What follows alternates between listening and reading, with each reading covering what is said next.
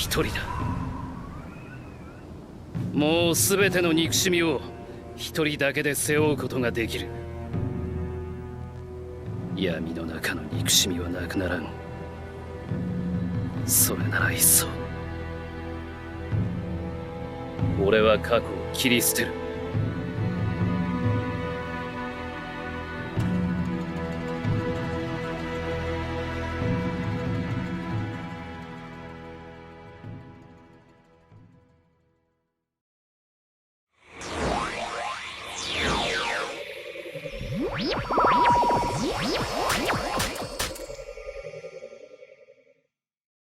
L'évolution de Sasuke a longtemps divisé la communauté Naruto. Aujourd'hui, et avec du recul, la fanbase a globalement compris ce que Kishimoto essayait de raconter au travers de ce personnage. Et s'il restera toujours des sceptiques vis-à-vis de l'évolution de Sasuke parmi les fans, c'est surtout lorsqu'on se penche du côté des lecteurs plus occasionnels et moins investis, voire carrément des non-lecteurs que le bas blesse. Dans l'inconscient collectif, le nom de Sasuke Uchiwa est encore trop souvent associé à des idées négatives. Qui n'a jamais entendu un de ses potes dire que Sasuke était un ado émo en pleine crise, égoïste et mal écrit? Mon but ici ce sera pas de vous convaincre que Sasuke est un bon personnage, d'autres ont essayé avant moi et de toute façon c'est pas mon intention. Ce que j'aimerais c'est qu'à la fin de cette vidéo vous compreniez que l'évolution de Sasuke est en fait parfaitement cohérente, non seulement avec le personnage que Kishimoto nous a dépeint tout au long du manga, mais aussi plus globalement avec les thématiques abordées dans l'œuvre.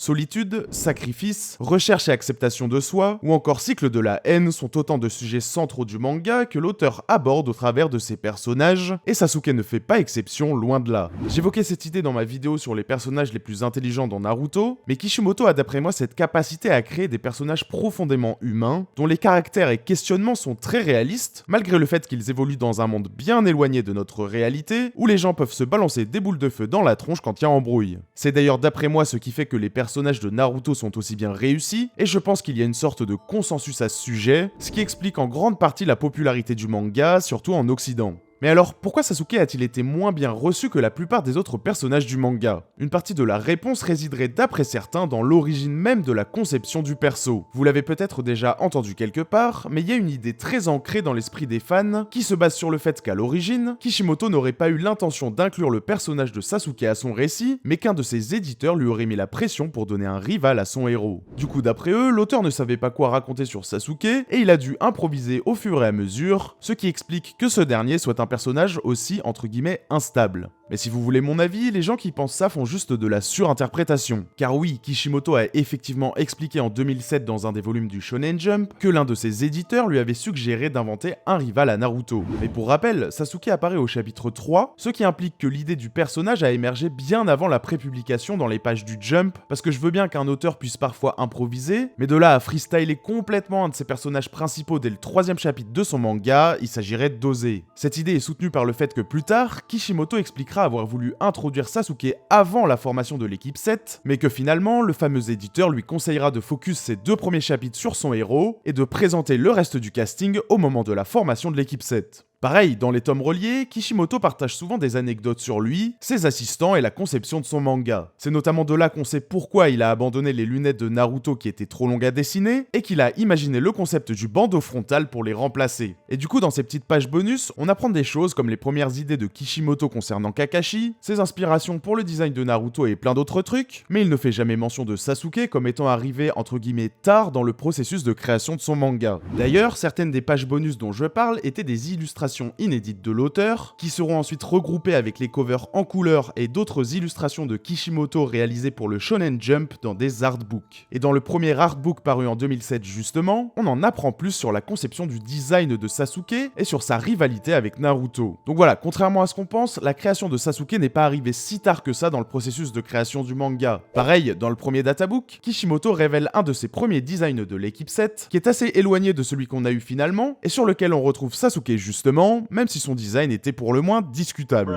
Bref, tout ça pour dire que justifier le fait qu'on n'aime pas Sasuke et son évolution en se reposant sur cette idée que le personnage a été imposé à l'auteur par ses éditeurs, si vous voulez mon avis, c'est pas très recevable. Pour bien comprendre l'évolution de Sasuke, ça va d'abord être super important de se demander ce que Kishimoto avait en tête à la base pour le personnage, et de se poser la question du rôle de Sasuke dans l'œuvre au global. On l'a dit, Kishimoto a voulu en faire le rival du héros, et il insiste là-dessus à plusieurs reprises, notamment dans l'artbook que j'évoquais plus tôt par exemple. Plus que ça même, Kishimoto dit avoir toujours pensé Naruto et Sasuke comme des opposés. Là où Naruto va être très expressif et haut en couleur, Sasuke va être froid et taciturne. Là où Naruto galère, Sasuke excelle et inversement. C'est vraiment un des concepts fondateurs du perso et ça va être super important de le comprendre si on veut analyser Sasuke et son écriture. Cette idée d'opposition va bien sûr perdurer tout au long du manga et elle sera même complètement intégrée au scénario avec les concepts de yin et de yang que représentent Naruto et Sasuke ou ceux des réincarnations d'Indra et Ashura sur lesquels on va revenir plus tard. D'ailleurs, petite anecdote, Kishimoto a dit avoir lu plein d'autres mangas pour imaginer un rival digne de ce nom à Naruto et il a même déclaré s'être en partie inspiré de sa relation avec son frère jumeau pour donner vie à la rivalité Naruto-Sasuke, ce qui rejoint ce que je disais plus tôt sur le côté réaliste des personnages et de leurs interactions. Bon, bien sûr, derrière, il a incorporé plein d'autres inspirations, notamment culturelles, religieuses et spirituelles, comme je vous le disais notamment dans ma vidéo sur Ishiki si ces idées en particulier vous intéressent. Donc voilà, du propre aveu de l'auteur, Sasuke et Naruto devaient être à la fois comme des rivaux que tout oppose, mais aussi comme des frères ayant bien plus en commun que ce qu'on pourrait croire en les voyant la première fois. Kishimoto voulait que ces deux-là progressent en parallèle, la progression de l'un influençant celle de l'autre, tout en ayant des développements opposés. Que ce soit en termes de puissance ou de narration, Naruto et Sasuke sont constamment mis en parallèle. Les deux personnages sont donc deux faces d'une même pièce, s'influençant l'un l'autre à chaque étape de leur évolution. Du coup, ce que ça implique, c'est que Sasuke est en fait un personnage principal, au même titre que Naruto, dans une moindre mesure certes, mais un personnage principal quand même. Car pour rappel, le personnage principal est un personnage central au travers duquel on va suivre le récit. Il est impliqué dans l'histoire, interagit avec les personnages secondaires et est personnellement impacté par le conflit principal de l'intrigue, et cette définition colle parfaitement au personnage de Sasuke, on va pas se mentir. Donc au sens littéral, Sasuke est un antagoniste, et au sens littéraire, on parlerait plutôt d'un anti-héros. La question qu'on doit alors se poser quand on aborde l'évolution de Sasuke est donc la suivante. Est-ce qu'elle respecte ce postulat? Est-ce qu'elle est le reflet de celle de Naruto? Eh bien, c'est ce qu'on va essayer de voir justement.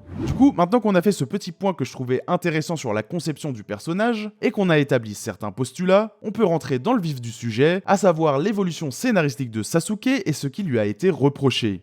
À son introduction, Sasuke est dépeint comme un génie, froid et même impassible d'après Naruto. C'est un jeune ninja de génie, brun, ténébreux, et toutes les filles le kiffent, soit jusque-là le parfait opposé de Naruto même au niveau du design, donc on est bon. Au début, c'est Naruto qui le cherche en permanence, mais Sasuke lui ne le calcule même pas. Il le cherche par jalousie, mais aussi parce qu'au fond, Naruto sent qu'ils ne sont pas si différents. Tous les deux font face à une terrible solitude. Naruto est orphelin depuis le jour de sa naissance, et Sasuke l'est aussi, depuis que son propre frère a assassiné sa famille lorsqu'il avait environ 7 ans. Et oui, comme on l'a dit, Kishimoto voulait que Naruto et Sasuke soient comme des frères opposés, et cette enfance solitaire sert justement à les relier par quelque chose de fort. Mais notons que même dans leurs points communs, ils restent opposés. L'un a toujours été orphelin et l'autre l'est devenu, et ça aura son importance. Bref, Naruto voit Sasuke comme quelqu'un qui peut comprendre sa solitude, et en même temps, il l'admire et le jalouse pour son talent. Du coup, il n'ose pas spécialement l'approcher, et préfère faire de lui son rival. Sasuke quant à lui voit Naruto comme un raté et ne le calcule même pas, et même si lui aussi au fond ressent sa solitude, il ne le considère pas du tout comme son rival. L'un des enjeux du début du manga pour Naruto sera d'ailleurs de se faire accepter par Sasuke comme un rival justement. Très vite et malgré leurs différences, Naruto et Sasuke commencent à devenir amis à force d'expériences communes et du fait de leur ressemblance. On l'a dit, ils s'influencent en permanence. D'abord, c'est Sasuke qui pousse Naruto à se surpasser, comme ce dernier l'explique lui-même lors de leur premier combat de la vallée de la faim, et comme on le constate nous-mêmes dès le tout début du premier arc d'ailleurs, que ce soit contre les frères démons, lors de l'entraînement au pays des vagues, mais aussi et surtout face à Haku. À ce moment-là, Sasuke se sacrifie carrément pour Naruto tellement leur relation a évolué. De la même manière, l'influence de Naruto a un impact assez positif sur Sasuke au début. Grâce à Naruto, Sasuke finit par réaliser que survivre à tout prix pour pouvoir accomplir sa vengeance, comme le lui avait suggéré son frère, n'était pas la bonne solution, et il se surprend même à vouloir protéger ses amis à tout prix comme Naruto lors de leur combat face à Orochimaru dans la forêt de la mort. Un peu plus tard, on a le droit à ce fameux dialogue avant les éliminatoires de l'épreuve finale de l'examen Chunin, où Sasuke dit à Naruto qu'il veut l'affronter, reconnaissant ainsi officiellement Naruto comme son rival, ce qui témoigne quand même d'une sacrée évolution chez Naruto, mais aussi chez Sasuke. En quelque sorte, on peut dire que leur lien fraternel s'est scellé à ce moment-là. Naruto est devenu le premier et seul ami de Sasuke.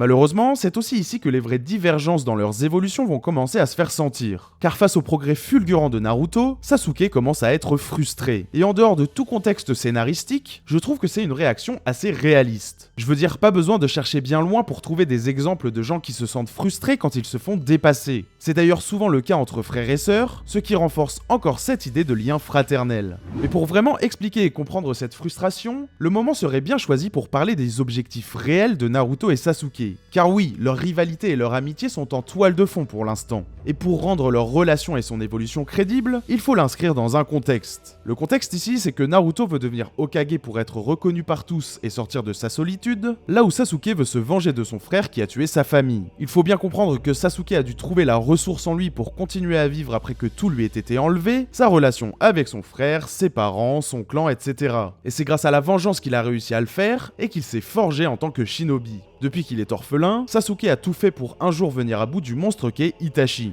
Et certes, comme on l'a dit, l'influence de Naruto lui a permis de faire évoluer sa vision de comment accomplir sa vengeance, mais au fond, son objectif reste le même. Donc leurs motivations sont là aussi opposées. L'un est tourné vers le futur, et l'autre est rongé par son passé. Reste que leurs motivations se rejoignent en un point, ils doivent tous les deux devenir plus puissants pour atteindre leurs objectifs. Et là où Naruto voit justement leur amitié comme un pas de plus vers son but, Sasuke l'aperçoit quant à lui comme un frein. Il le dit lui-même, traîner avec des compagnons ne l'a pas spécialement rendu plus fort, alors que devenir plus puissant est un impératif dans l'esprit de Sasuke. Ajoutez à ça le fait que dans l'arc de recherche de Tsunade, Sasuke revoit Itachi et ce dernier le victimise tout autant que le soir du massacre, donc imaginez le sentiment d'impuissance de Sasuke en voyant Naruto le dépasser. Car oui, clairement, à un moment Naruto le dépasse, et au pire moment qui plus est. Parce que dans l'arc de l'examen de Chunin, Sasuke a développé son Sharingan, a appris le Chidori, bref, il a tout donné pour être au max, et il a l'impression de se rapprocher de son objectif. Sauf que c'est aussi à ce moment précis de l'histoire que la détermination de Sasuke à accomplir sa vengeance entre dans une toute autre dimension, notamment en raison de ses interactions avec Gaara, et plus tard de leur combat. Car comme Naruto, Gaara a lui aussi ressenti la solitude de Sasuke, mais contrairement à ce dernier, Gaara a aussi perçu toute la haine en Sasuke, haine qui lui vient du traumatisme d'avoir perdu sa famille, ce qui n'est pas le cas pour Naruto comme je l'expliquais plus tôt. Sasuke est donc vaincu par le déferlement de haine de Gaara, et de nulle part, Naruto arrive et met une fessée à ce même Gaara, contre qui lui n'a rien pu faire. En plus ensuite tout va très vite. Juste après avoir revu son frère et s'être fait nodif, il voit que Naruto a appris une nouvelle technique de rang A supérieure à son Chidori, et là clairement c'est la goutte de trop. Franchement si on se met à sa place, comment voulez-vous que Sasuke ne soit pas frustré? En plus je l'ai dit, sans tout ce contexte déjà ça aurait été compréhensible, mais alors là c'est juste 1000 fois pire. Sans compter que, j'en parlais dans ma vidéo Naruto versus Sasuke, mais à chaque fois que Naruto est devant Sasuke, ça a un impact négatif sur ce dernier, là où à chaque fois que lui devance Naruto, ça a des effets très positifs sur notre héros. Donc non seulement tout ça c'est compréhensible, mais en plus c'est cohérent avec le personnage, sa relation avec Naruto, mais aussi avec le rôle qu'il a dans le récit et dont on parlait quand on évoquait sa conception. On peut aussi ajouter une autre grille de lecture, qui veut que le plus Naruto se rapproche des autres, le plus Sasuke s'en éloigne, ce qui ajoute du poids à cette idée d'évolution miroir. Car après être enfin devenu ami avec Sasuke, Naruto sort réellement de sa solitude en tissant des liens avec Neji puis Gaara. Et comme par hasard, ça coïncide avec le moment où Sasuke est frustré vis-à-vis de Naruto et décide de quitter le village. Et là encore, c'est pas une coïncidence si Neji et Gaara font partie de l'équipe de récupération de Sasuke justement.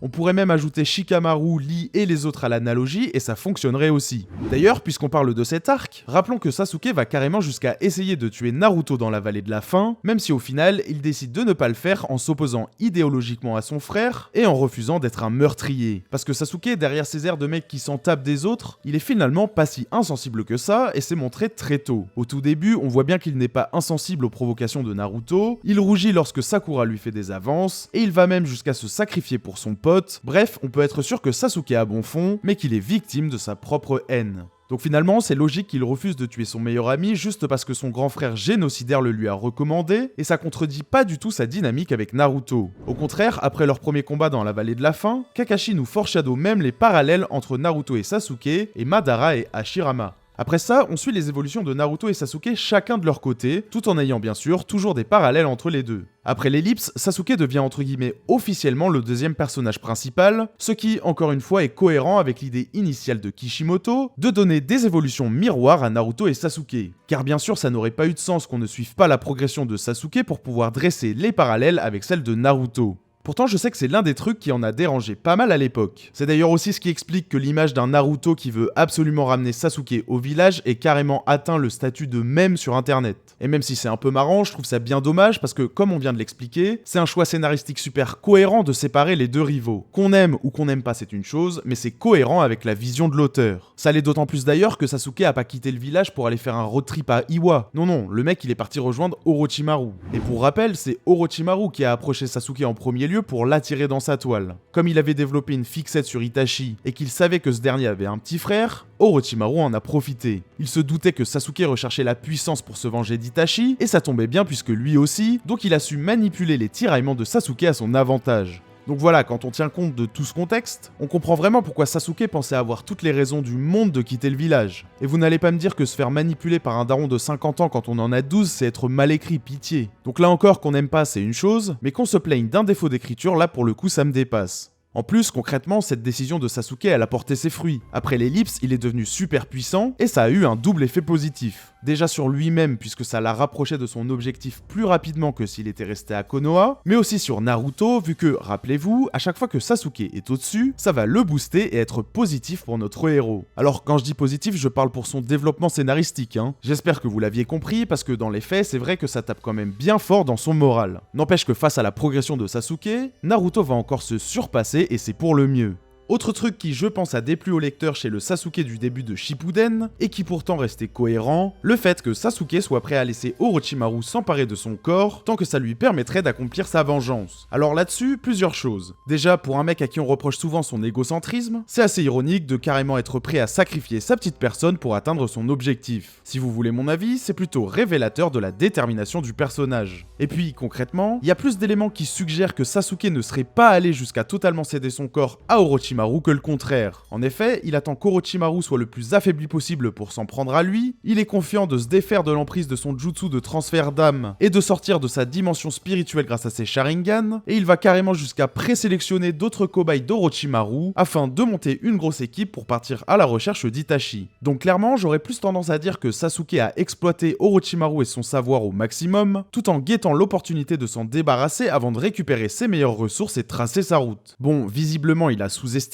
Orochimaru, mais heureusement, Itachi sera là pour le carry. D'ailleurs, puisqu'on parle d'Itachi, arrêtons-nous un peu sur lui, parce que, comme vous le savez, c'est un personnage au moins aussi important que Naruto pour Sasuke. On l'a dit, se venger d'Itachi est le seul et unique objectif de Sasuke à ce stade. Pour nous, lecteurs, c'est limite à se demander s'il a déjà réfléchi à ce qu'il ferait s'il arrive à se venger d'Itachi. Et j'en ai déjà parlé sur la chaîne, mais c'est cette obsession qui mènera Sasuke à prendre cette série de, entre guillemets, mauvaises décisions. Pour autant, ces décisions restent cohérentes avec le caractère et le background du personnage qu'on expliquait. Bref, c'était inévitable et arrive forcément le moment pour Sasuke de confronter son frère. Et lors de leur combat, Sasuke nous apprend qu'il a deviné que quelqu'un d'autre était impliqué dans le massacre de son clan et qu'il a bien l'intention de se venger de lui aussi après s'être débarrassé d'Itachi. Ce dernier lui dit alors qu'il s'agit de Madara, doyen des Uchiwa et premier détenteur du Mangekyo Sharingan éternel, et Itachi en profite pour expliquer à Sasuke les conditions d'acquisition de ce dojutsu. On peut d'ailleurs dire que c'est à ce moment-là de l'histoire que l'intrigue de Sasuke rejoint la trame principale du manga.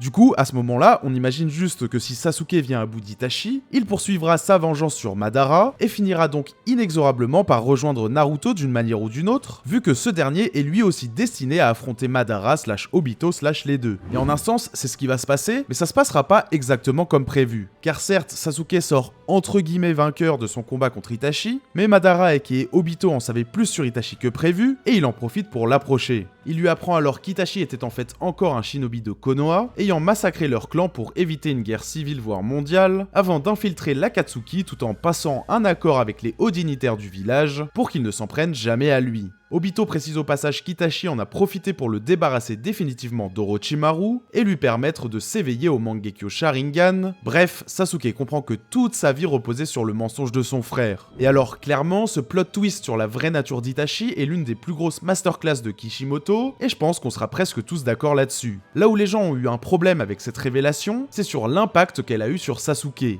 Car en apprenant le secret de son frangin, Sasuke prend une décision radicale, celle de détruire Konoha pour venger son frère, qu'il voit comme un martyr, victime d'un système corrompu et bancal. Et beaucoup ont considéré que cette réaction de Sasuke était puérile et indigne du sacrifice d'Itachi. C'est d'ailleurs à ce moment-là que beaucoup commenceront à dire que Kishimoto ne savait plus quoi faire avec le perso. Mais comme je viens de le dire, l'auteur aurait juste pu se contenter de faire se rejoindre les intrigues de Naruto et Sasuke à ce moment-là, sauf qu'en fait ça aurait pas du tout été cohérent. Car maintenant qu'on sait ce que Kishimoto a vraiment voulu raconter au travers de Sasuke, et surtout au travers de Sasuke et Naruto, on comprend que ça nécessitait qu'ils évoluent aux antipodes avant de confronter leurs idéologies respectives qu'ils auront développées durant ces évolutions pour définitivement conclure leur arc narratif.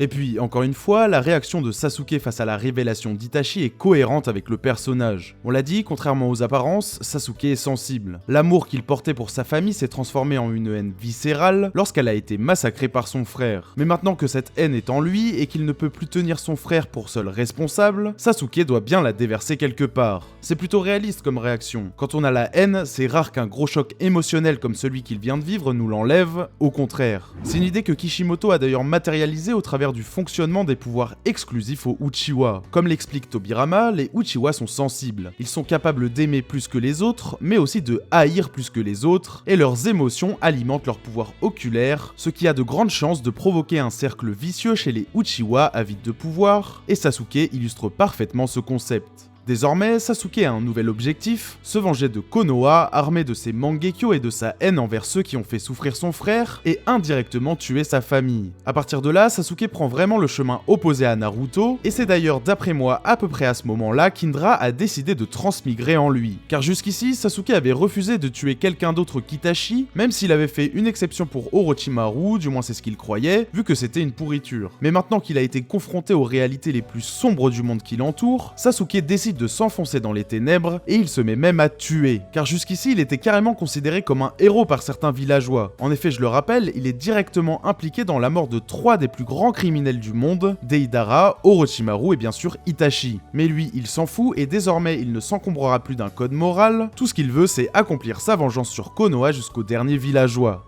Il collabore donc avec l'Akatsuki en étant manipulé par Obito, qui lui dit lui aussi vouloir la destruction de Konoha, et profitant ainsi du fait que Sasuke sont encore influençables. Et si jamais il y en a qui reprochent à Sasuke d'être influencé par Obito à ce stade, je vous invite juste à vous rappeler que non seulement il a 16 ans, mais en plus posez-vous la question, qu'est-ce que vous auriez vraiment voulu? Qu'il reparte à zéro dans sa vie et qu'il rentre au village qu'il tient pour responsable de la mort d'absolument tous les membres de sa famille? Franchement, ça n'aurait juste pas de sens. Bref, il fait donc le sale boulot en allant affronter Killer Bee pour le compte d'Obito, et tout le monde pense alors que Sasuke, le ninja déserteur de Konoha, a kidnappé le Jinchuriki de Kumo et frère du Raikage, ce qui pousse ce dernier à réunir ses homologues pour s'occuper de son cas et de celui de l'Akatsuki. Bon, en vérité, Bee s'est enfui, mais le résultat est le même, Sasuke devient officiellement un des plus grands criminels du monde shinobi. Et vous savez en quoi c'est stylé? Bon, déjà perso, j'adore l'évolution de Sasuke pendant le conseil des 5 Kage, et comment il se tape contre absolument tout le monde en développant sa haine pour faire grandir son pouvoir oculaire, avant de pousser Danzo au suicide, l'un des principaux responsables du sacrifice d'Itachi et de la mort de Shisui, ce qui franchement était assez jouissif.